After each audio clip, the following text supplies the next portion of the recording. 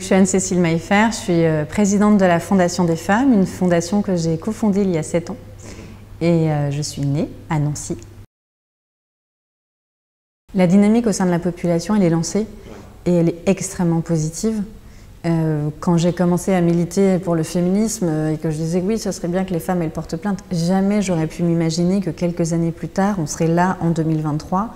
En 2023, il y a 126% de plaintes en plus pour violences sexuelles. Donc, ça veut dire qu'il y a beaucoup de violences sexuelles, donc je ne peux pas m'en réjouir. Mais quand même, je me réjouis du fait que les femmes, elles osent parler. Ce que je regrette aujourd'hui, c'est que les pouvoirs publics ne prennent pas la mesure de ce qui a changé dans la société. Ou alors, ils tardent à prendre la mesure de ce qui a changé dans la société. Et du coup, ça a des répercussions très concrètes dans la vie des femmes. Une femme qui va porter plainte aujourd'hui, qui n'aurait pas porté plainte il y a 10 ans, il y a 15 ans ou il y a 20 ans, mais qui va porter plainte aujourd'hui, elle va avoir besoin d'un accompagnement.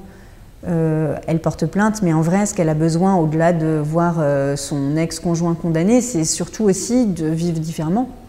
Donc de partir de chez elle, ou qu'on fasse partir monsieur, c'est d'un accompagnement psychologique. Parfois, c'est d'un accompagnement pour qu'elle retrouve un emploi.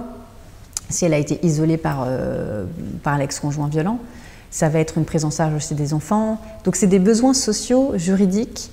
Elles vont appeler beaucoup plus le numéro vert qui est le 3919, le numéro vert sur les violences faites aux femmes, pour les témoins et les victimes. Donc ça veut dire que c'est pas que les plaintes, les associations notent partout une explosion des demandes sur le territoire. Donc c'est au pouvoir public d'accompagner ça. J'essaye de pousser le plus que je peux le gouvernement aujourd'hui à agir sur cette question-là, parce qu'on a dit aux femmes arrêtez avec le tribunal médiatique. Arrêtez avec Twitter, arrêtez de faire #MeToo, #balance ton porc, allez porter plainte.